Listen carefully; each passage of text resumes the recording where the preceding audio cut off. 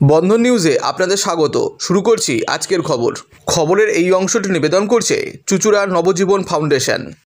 সন্দেশখালীতে ED আধিকারিকদের ওপর আক্রমণের প্রতিবাদে পথে নামল বিজেপি। শুক্রবার সন্দেশখালীতে তৃণমূলের নেতা শেখ শাহজাহানের বাড়িতে রেশন দুর্নীতি কাণ্ডে তদন্তে যান ইডি আধিকারিকরা। সেই সময় আক্রান্ত হন ইডি আধিকারিকরা।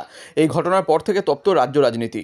এদিকে এই ঘটনার প্রতিবাদে পথে নামে হুগলি জেলার বিজেপি কর্মী সমর্থকরা। এদিন বিজেপি জেলা সদর দপ্তর থেকে বিজেপির প্রতিবাদ মিছিল আসে হুগলি মোড় পর্যন্ত। সেখানে মুখ্যমন্ত্রী মমতা বন্দ্যোপাধ্যায়ের কুশপুত্তলিকা দাহ করে পথ অবরোধ করে গেরুয়া শিবিরের কর্মী সমর্থকরা। সেই সময় পুলিশের সঙ্গে ধস্তাধস্তি হয় তাদের। পাশাপাশি এদিন হুগলির ধনিয়াখালী বিধানসভার কানানদী মোড়ে সন্দেশখালী ঘটনার প্রতিবাদে পথে অবরোধ করে বিজেপি কর্মী সমর্থকরা।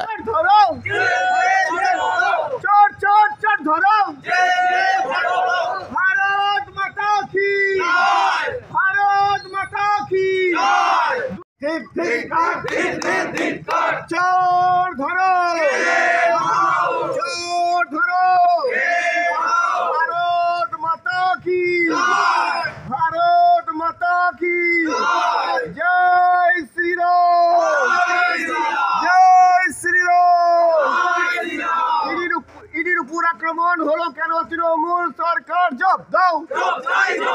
পুলিশ মন্ত্রী ধিক ধিক ধিক্কার। পুলিশ মন্ত্রী ধিক ধিক ধিক্কার। পুলিশ মন্ত্রী হায় হায়।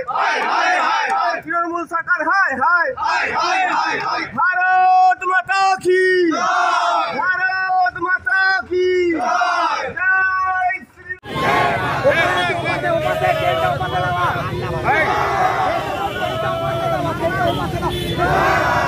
এদিকে এদিকে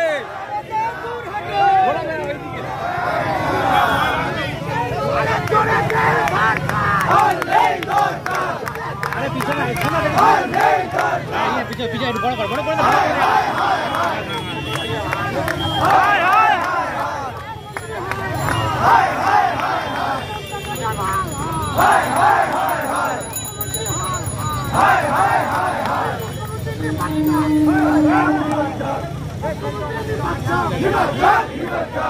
মমতা মমতা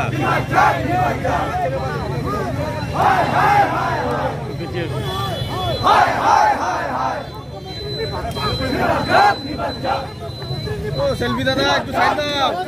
ও সেলফি পরে তুলবে।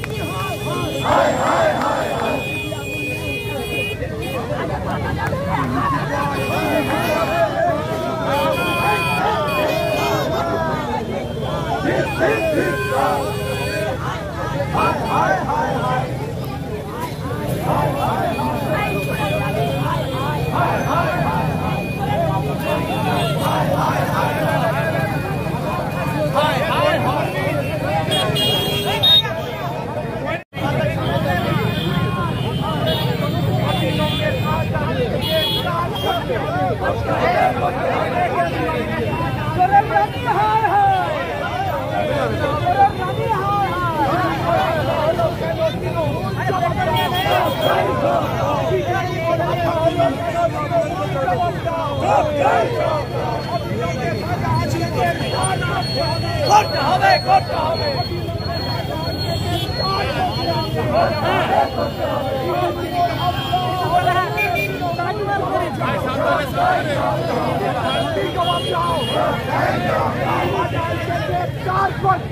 করতে হবে করতে হবে।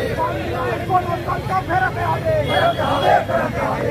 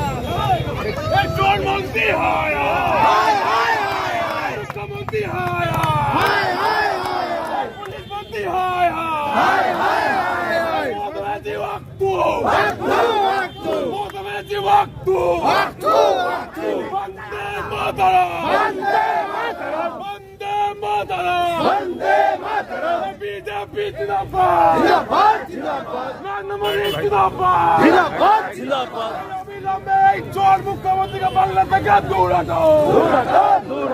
জয় শ্রীরাম, জয় শ্রীরাম, জয় শ্রীরাম।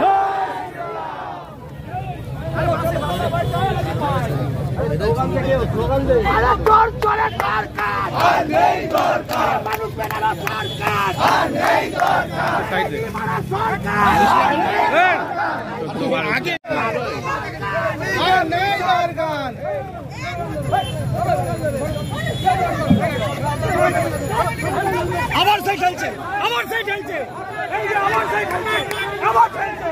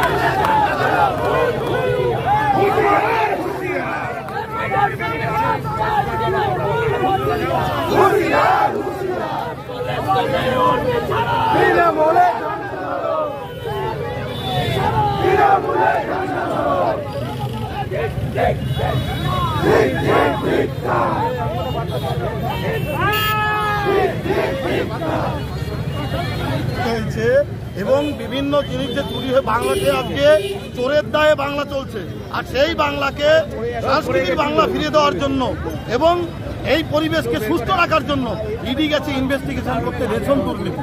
আজকে সেই রেশনের চুরি হয়েছে, অথচ চোরকে চোর বলা যাবে না।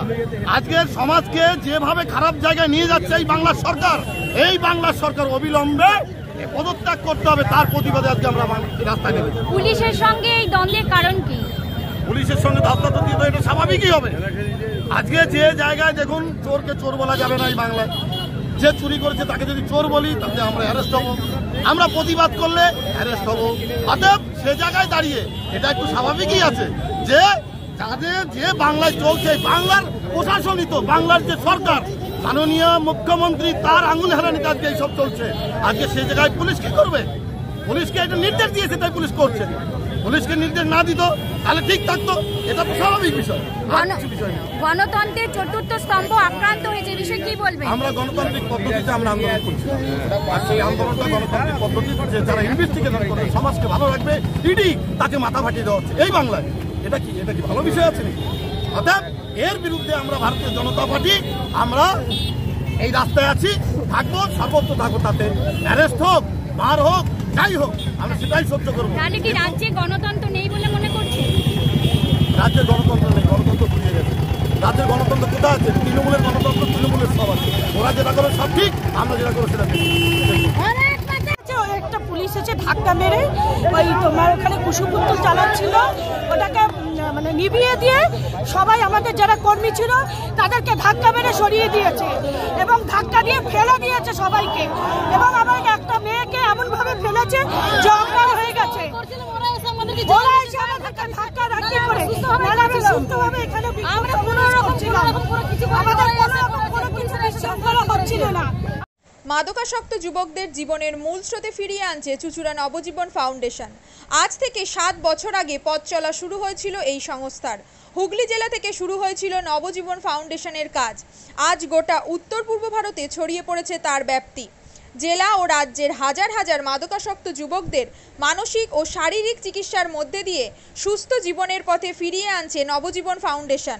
কী করে এই সংস্থাকে তিল তিল করে গড়ে তুলছেন বন্ধন নিউজ এর ক্যামেরার সামনে সে কথা বললেন সংস্থার কর্ণধার চন্দন দাস।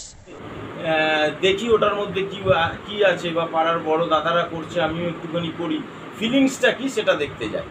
এবং একটা সার্টেন টাইমের পর কি হয়, সেটা ফ্রিকোয়েন্সিটা তখন অনেক বেশি থাকে, গ্যাপ থাকে যখন শুরু করে, পরবর্তীকালে যখন নির্ভরশীল হয়ে পড়ে সেই একটা সাবস্টেন্সের উপর, তখন সেটা থেকে বেরোনোর জন্য সে নানা রকম চেষ্টা করে, কিন্তু তার ওয়ে আউটটা জানা নেই যে কোন রাস্তা দিয়ে গেলে নেশা থেকেও বিরত থেকে সুস্থ স্বাভাবিক জীবনযাপন করা যায়।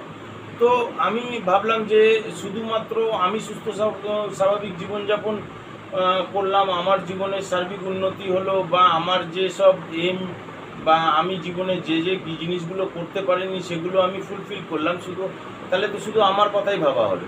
তাহলে আমি এরকম কিছু কাজ করি যাতে আমার মতো আরও 5 জন আমার দ্বারা উপকৃত হয়, এবং একটা সার্টেন টাইমের পর যখন মানুষ চায় যে ফিরতে, অথচ তার কাছে রাস্তা থাকে না, তখন এই একটা WHO ওয়ার্ল্ড হেলথ অর্গানাইজেশন একটা প্রসিডিওর বার করেছে। গরম পানীয়র জন্য বিশ্বমানের flask, micro oven, mixer grinder, induction সহ আধুনিক রান্নাঘরের সামগ্রী উৎপাদন সারা বিশ্বে আলোড়ন সৃষ্টি করেছে বোরোসিল। পাশাপাশি বিশ্বমানের সোলার গ্লাস, যা সোলার সিস্টেমের অন্যতম সামগ্রী তৈরি করে, সারা বিশ্বে নজির গড়েছে বোরোসিল। দেশের বাজারে পাশাপাশি বিশ্ববাজারেও সব প্রতিযোগী কোম্পানিকে পিছনে ফেলে এগিয়ে চলেছে ভারতের বোরোসিল। রাজস্থানের বোরোসিল কারখানায় 1200 মহিলার কর্মসংস্থান হয়েছে। প্রতিদিন রাজস্থানের প্রত্যন্ত গ্রাম থেকে ওই মহিলাদের গাড়ি করে কারখানায় নিয়ে আসে কারখানা কর্তৃপক্ষ। তারা বোরোসিলের বিশ্বমানের প্লেটের ডিজাইনে কাজ করে। দিনের শেষে তাদের গাড়ি করে বাড়ি ফিরিয়ে দেয় কারখানা কর্তৃপক্ষ। কর্মসংস্থানের এই বেনজির দৃষ্টান্তের জন্য বোরোসিল কোম্পানিকে কুর্নিশ জানায় ভারতবাসী।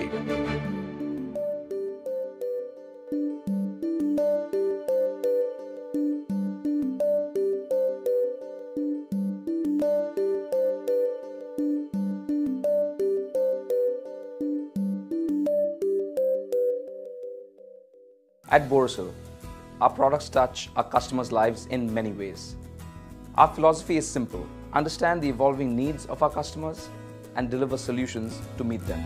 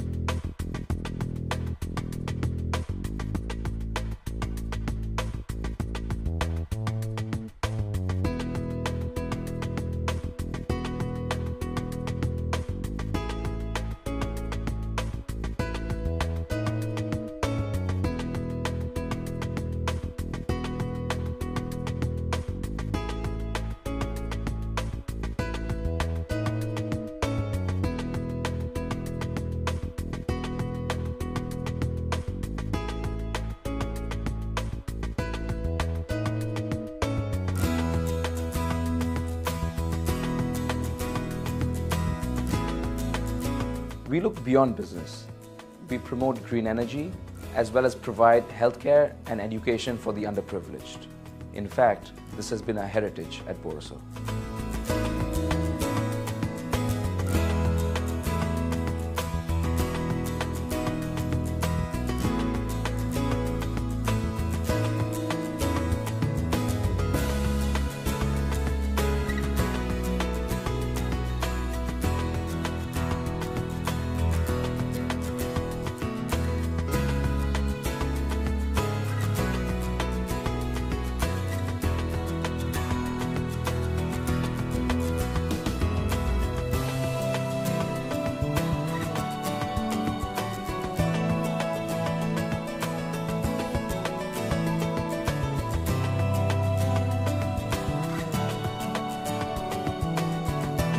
Our products are developed with innovation and thought. It is technology emboldened by the human spirit.